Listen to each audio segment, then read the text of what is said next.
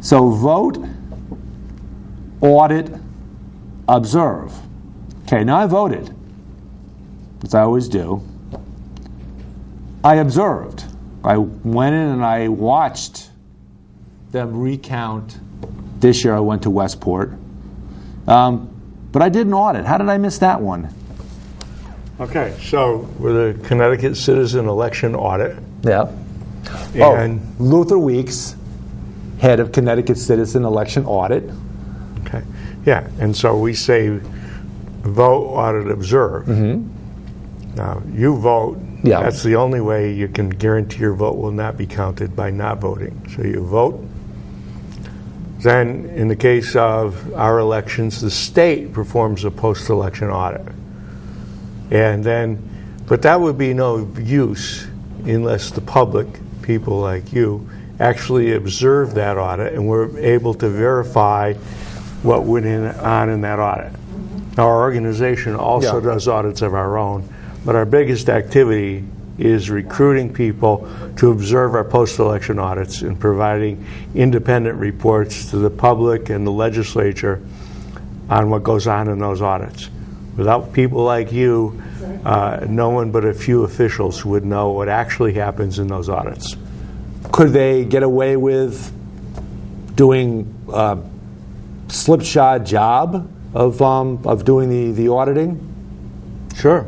They could not do the audit and say, let's just fill out the results that look good without ever opening and looking at the paper ballots. Interesting.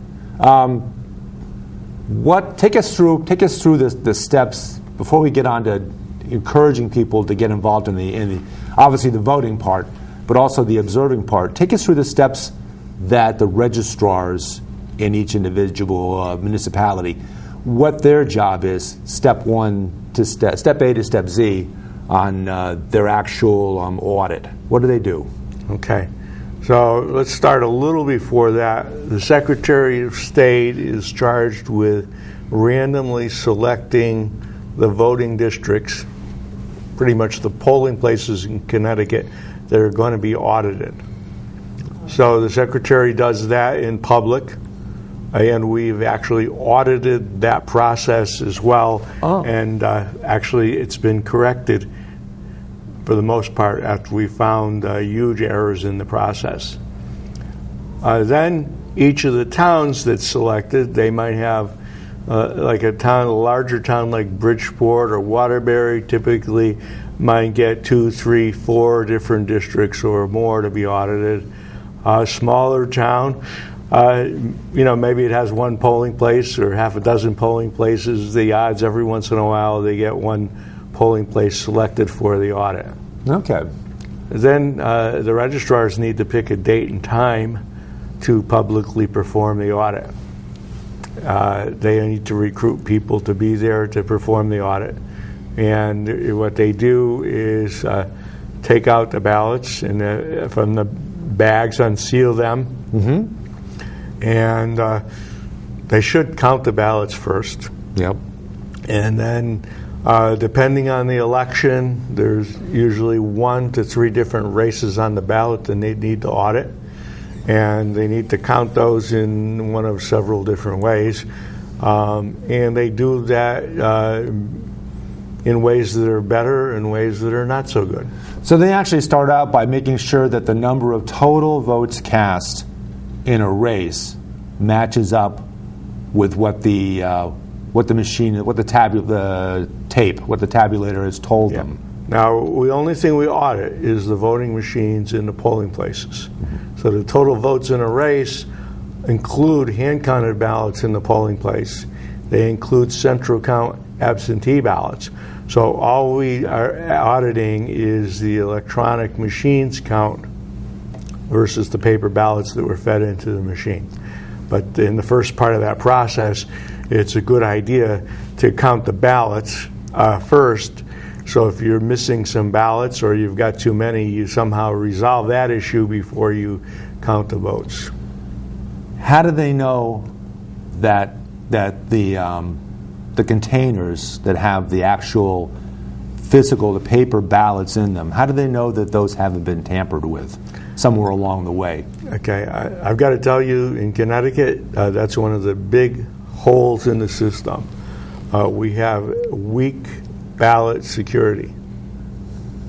Okay, I have discussed this with security experts around the country, and they said if they had the security on ballots that we have in Connecticut, they would not take the job of a registrar of voters because they could not protect themselves from charges that they might have manipulated the ballots. I noticed, and this sort of plays into that. I noticed that the town that I was present to observe the audit, that they had the containers in a closet, a locked closet. Yep. But that locked closet was not in a locked room; it was out in a hallway. Yep. So yeah, I'd like to have pretty good assurance that the ballots were either under the observation of two people at all the time, Yep. of opposing interests, or they were locked up in a way that you couldn't get at them without two people of opposing interests getting at them. I'd also like to have some kind of a log that I could trust of who went into that room and for what purpose. If we go to other states, they have bigger election jurisdictions like counties. They keep these in real vaults. Some of those Like have 24/7 video surveillance. Some have guards if they're a big enough vault. People tell me things like that are impossible in Connecticut. But, in my hometown, they used to keep the ballots in an old classroom of a condemned school building. Mm-hmm. I could open the door with a credit card, I believe. And they said that you could never have video surveillance, it's too much. But you go down the hall, and the next room to it in the new building is where they keep their servers. And they have card key access to the server room. Mm-hmm. They have video surveillance on the server room. If I rent the town community center, they have video surveillance to make sure that I don't do damage to it while I rented it, or maybe if there's delinquents come in and do some damage over the weekend. So there are creative ways to do ballot security, but in Connecticut it's not very good. We have these little seals. You have numbered seals, typically on like a canvas case. Mm-hmm. They try to use seals something like that in New Jersey, and 6 times activists demonstrated to courts that the seal protocols were insufficient to protect the voting machines. In what way? In a way that the seals could be removed, replaced, and other skullduggery done such that access could go undetected, and that the seals were insufficient to protect. In amateur, the plastic seals we have are worth about 30 seconds. Mm-hmm. As an amateur, I discovered 3 ways myself that I could defeat those seals. Friends have videos that they've shown of a 4th way that it would be very simple to defeat those seals. So those seals are a nice token, mm-hmm. Okay, but they provide very little protection. So the protection really is the physical custody of them by multiple people, putting them in some type of a vault or facility that, let's say, takes 2 keys that are in possession of different people. Mm-hmm. Even better, a third party like the town clerk involved. Yeah. But that's one of our weaknesses. Fortunately, it's also very difficult to take a batch of ballots and make them match a predetermined number. So let's say you were to muck with an election machine and steal X many votes for 1 or 2 candidates. Okay, it's actually quite a challenge to take and get the ballots right. Yeah. So that the ballots match the machine count if you were to, let's say, take some of the ballots away and put other ballots in there.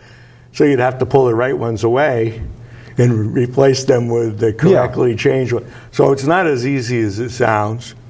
The good news in Connecticut, to counter this, it would be relatively hard to rig and steal a statewide election because we have these 169 towns with a Democrat and Republican registrar in them. The bad news is it actually would be relatively easy to steal a local election, say a referendum that's not audited in any way, that has no pre- or post-election polls. Yeah, and the likelihood of that would be a lot greater because you're only auditing.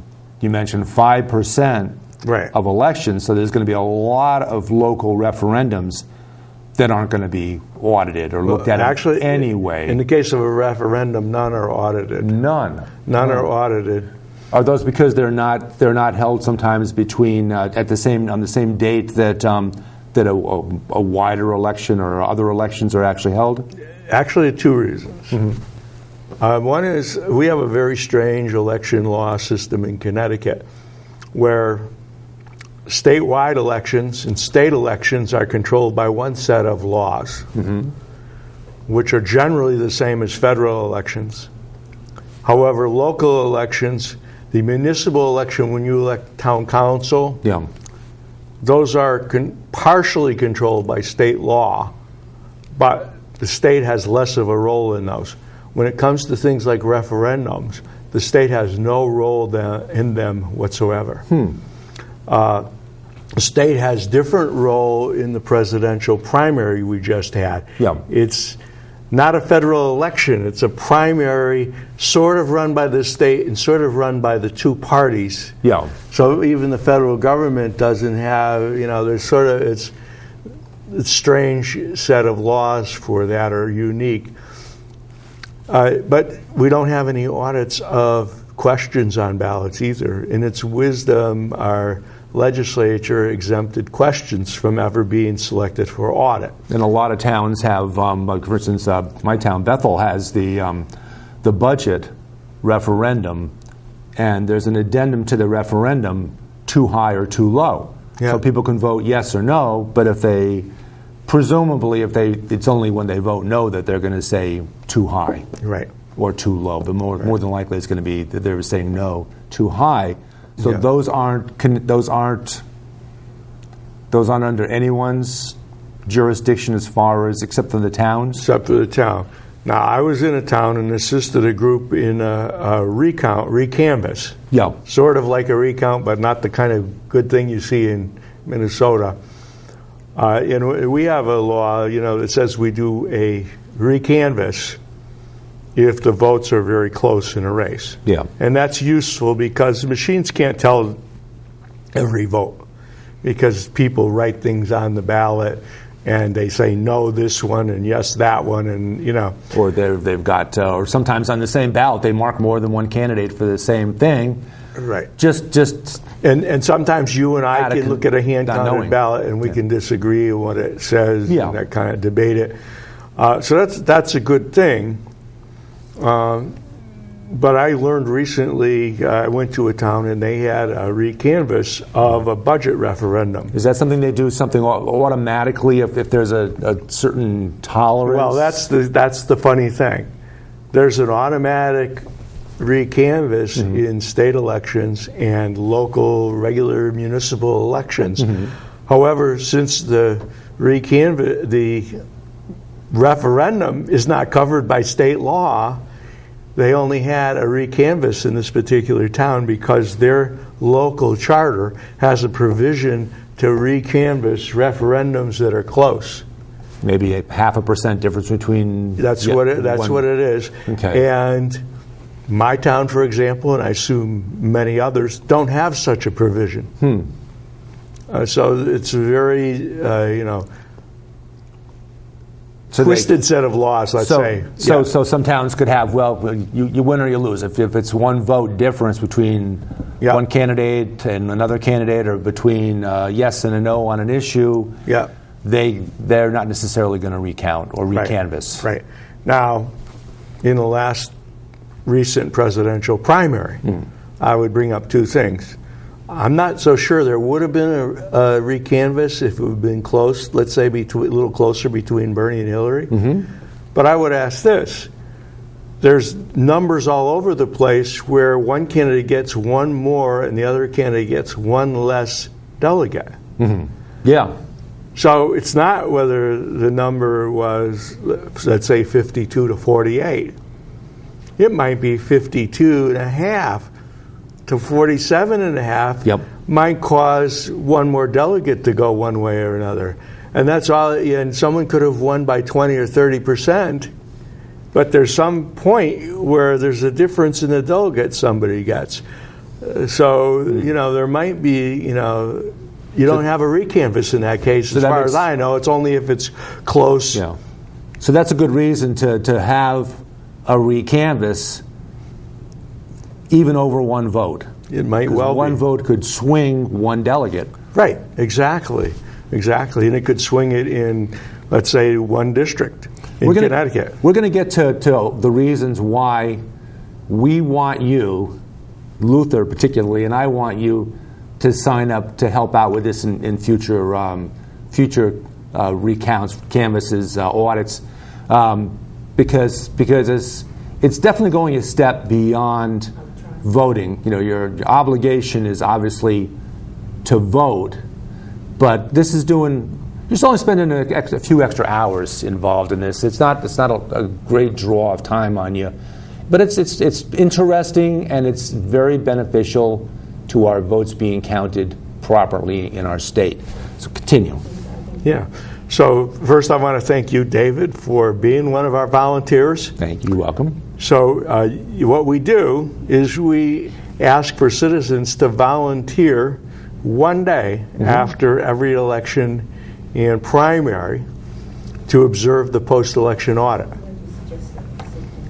And the way it works is after the Secretary of State chooses the districts that are going to be audited, then a 2 or 3 week period, starting about 2 weeks after the election or primary, that's when the audits occur. And we usually don't know for a while when they're going to occur. We find the dates for them. So we have people sign up and say, here's 3, 4, 5, 8 days that you might be available in that period. Yeah. And how far you're willing to travel from your residence to do an audit. And that's not a big state, so you're not going to travel very far at any rate. Right. And I ask people to sign up. You can sign up for 20, 35, 50 miles, anywhere. But what I tell people, you really need to sign up for at least 3 days during the week and at least 35 miles to have a good chance for me to be able to match you up with an audit. And what we do is whenever it's someone's first time, they get matched up with an experienced observer. We give video training. We have conference call training. We have quite a few written documents that explain more details than you actually need to know to be able to observe the audit. So you go to the audit with a form, with an hour of training, and observe and fill that out, send the form back to us, and then we compile all this information. There's actually an official report made of the audit by the registrars.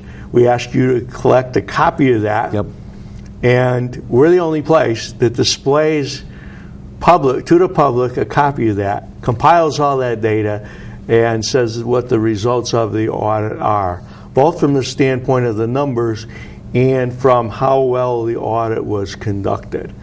Could you as an observer see that they counted correctly, that they classified each vote correctly?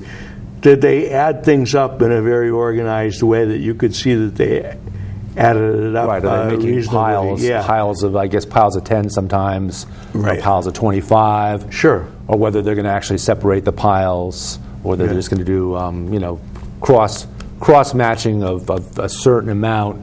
Yeah. So they've got a little easier work ahead of them if they end up at the end being off. Right. And it's sort of like if the tree falls in the woods and no one was there to hear it, did it make a sound? Well, if the audit was accomplished and citizens did not observe it, did it really happen? Okay, that's a good question. Yeah, that's the fail-safe to make sure that an election took place as it should. Yeah. Now, have you had any success or much success with having someone from a media outlet, whether it be Patch or one of the other small media outlets? Has there been any media coverage, and if so, how much, of audits? Extremely small amount of coverage. Typically, we'll see a half a dozen stories in the newspapers around the state or online that such and such town was selected for audit. Very, very few stories of the reporter actually showing up at the audit and accepting the registrar's word that everything went well. Occasionally, we get invited in, and people report on our reports, and our reports are not positive overall. That's pretty discouraging to think that, because I mean, it's a simple story to write for the reporter. It's a simple story to cover. It's 2 or 3 hours of their time to physically be there, and you probably get some pretty good human interest stories out of it. The story of who's there auditing, what their background is. Get a chance to interview both town registrars and have them give some input. You probably could put together a pretty easy story for the Patch or any of the other media outlets. Maybe once or twice a year these days, the reporter will show up, and they're there typically for 5 minutes to take a couple pictures. Okay, but I'll just quote a couple of statistics here. Yeah. And this is the audit of the last November's election. Yeah. 28% of the official audits showed a difference between the machine count and the hand count in the audit, and the officials attributed those differences to human error. So, what I say is, if we attribute every difference to human error rather than machine problem, then if there were ever an error, a real error by the machine, then we wouldn't recognize it. Because if you say everything was a human error in counting, you're already assuming the machine counted right. Yeah. And there are towns that do it well. There are towns, and there were 3 of them in that audit, where we found the machine counted incorrectly. Now, that was a human error by election officials during election day or election night. Yeah. But it wasn't discovered in ways that it should have been discovered almost immediately until we had the audit.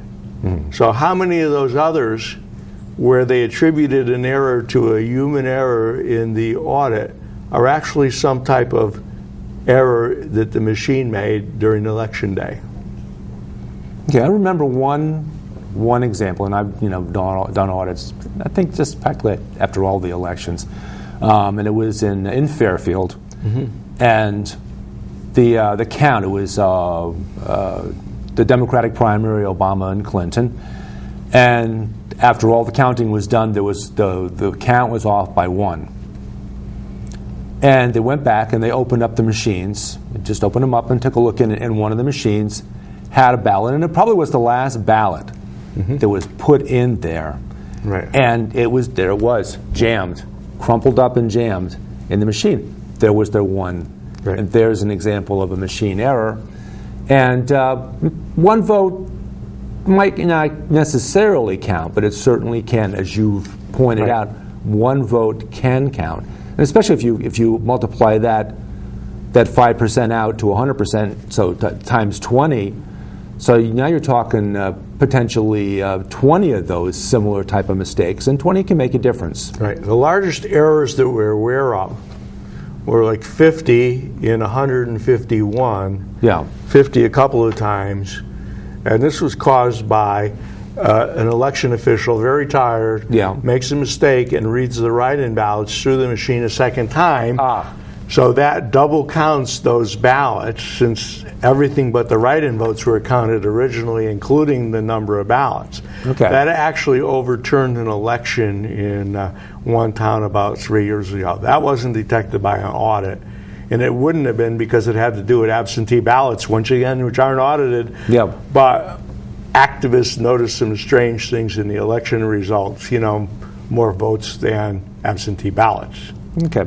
Now, back to our method of voting in Connecticut, which seems to be having a paper trail Yep. of each vote. Mm-hmm. Are there any states that still have strictly the old D-bold system of electronic counting of all the votes? Several states. So we're ahead of them. I think it's about, well, in my opinion, we have the best type of system. Voter-verified paper ballot, counted by the machine in public, data printed out at the end of the election day, followed by a post-election audit and recanvasses in very close elections. Okay. So that's the best type of system. Diebold's gotten a lot of bad press, probably deserved, but their systems are no worse than other optical scan machines. But I think it's about a third of the states, some or all of the votes are counted by touchscreen machines that are largely unverifiable. The question somebody posed to me once, which made all the sense in the world, was Diebold makes most of the ATM machines in America. I think that they've pretty much got the market cornered on that. If you went to an ATM machine and took out $100 and didn't get that piece of paper that identified that you took out the $100, people would just go crazy about something like that. They would just be, I would be. I want something that shows proof positive of what I did, of what the machine did, and that it was done accurately.